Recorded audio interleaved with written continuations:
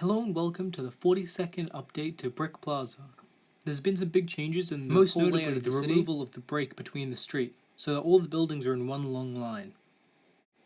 You can see from this angle how the single street makes it better cohesion between the building, making the entire display look a lot larger than it is. The streets have also been adjusted so that now all the roads are exactly 9 studs wide. This means that larger vehicles such as the bus and the pizza van look a lot better on the roads. The other big change is a new building, a nautical themed restaurant that I've constructed myself. It uses a color scheme similar to some of the other buildings and certain parts that are exclusive to LEGO Pirates. The city also includes more minifigs than ever before, over 100 different characters, many of which fill the eating areas on either side of the city. The decision to split the eating areas into 2 parts means that now that there can be a lot more detail in both areas without having to bunch up all the minifigs together. 2 of the carnival games have been moved down here, as well as all the other smaller food vendors. There's a lot of minifigs in the strip and a lot of cool stories. Overall, every minifig needs to have a purpose in the city, so every single character is telling a story.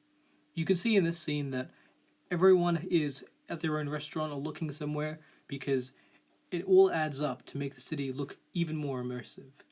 And especially in these shots that you can see of the city, from minifig's eye view, it's really important to have stories that look really natural and flow well. For those looking at making their own LEGO city, I highly recommend you start with buildings that are really colourful and that have a lot of space for minifigs to be in, and be sure to include a lot of empty space as well, because a lot of the minifigs' actions can take up a lot of room. And in the plaza scenes you can see how that gap between the minifigs makes each story stand out on its own. Even some of the buildings have had some small touch-ups, especially the Sanctum Sanctorum, and also the ice cream vendors and things have a lot of good stories using many of the child minifigs.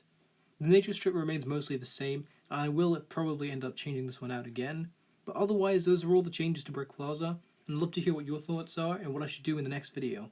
Thanks.